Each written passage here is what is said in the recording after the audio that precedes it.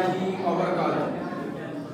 আলহামদুলিল্লাহ, সকল প্রশংসা মহান আল্লাহ তাআলার জন্য, যিনি আমাদেরকে পবিত্র রমজান মাস পালনের তৌফিক দান করেছেন এবং আজকের এই ঈদুল ফিতরের দিনে আমাদের সকলকে একত্রিত হওয়ার সুযোগ করে দিয়েছেন।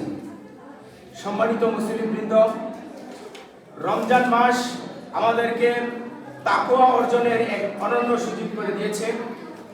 আমরা এই মাসে সিয়াম পালন করেছি, দান সদকা করেছি, নিজেদেরকে গুনাহ থেকে দূরে রাখার চেষ্টা করেছি। সম্মানিত মুসলিমবৃন্দ, রমজান মাসের শিক্ষা শুধু এক মাসে সীমাবদ্ধ থাকলে হবে না। আমাদের জীবনে প্রতিটি দিনেই যেন আমরা রমজানের শিক্ষা থেকে তাকওয়া, ধৈর্য, নৈতিকতার উপর প্রতিষ্ঠিত থাকতে পারি।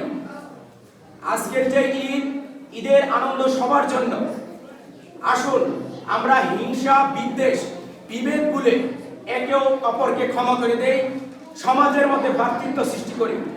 আজকের এই বিশেষ দিনে আমি এই এলাকার কিছু মানুষকে স্মরণ করব। স্মরণ না করলে হয়তো অকৃতজ্ঞ মনে হবে।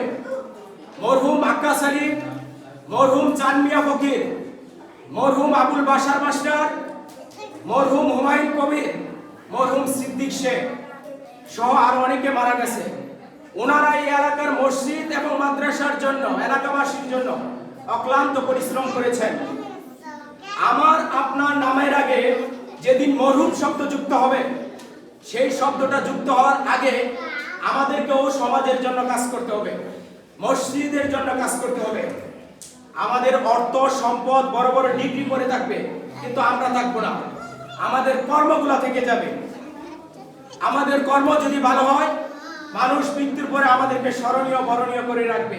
তাই সকলকে বলবো, সমাজের স্বার্থে, মসজিদের স্বার্থে ঐক্যবদ্ধ থাকুন। সবশেষে আমি আমার পক্ষ থেকে এবং চক্কর পশ্চিমপাড়া বাইতুল আকসা জামে মসজিদ কমিটির পক্ষ থেকে আগত সকল মুসলিমবৃন্দকে পবিত্র ঈদুল ফিতরের শুভেচ্ছা জানাচ্ছি। ঈদ মোবারক। আসসালামু আলাইকুম ওয়া রাহমাতুল্লাহি ওয়া বারাকাতুহু।